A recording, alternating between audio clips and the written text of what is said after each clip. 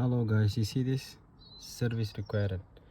I done the service. This is Vauxhall Vivaro 2015. Let me show you how to do the service reset. This but what do you call the down button, just keep press until service interval comes. I see it's changing service interval. Yeah, so we're pressing the down one now until is change.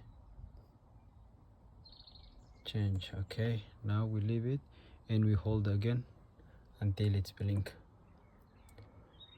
You see it's blink, it will blink now. Yeah, it's blink. Yeah, until we change. Look, we have to leave it like this. Yes, done. Service reset done. Now we leave. You see it's changed.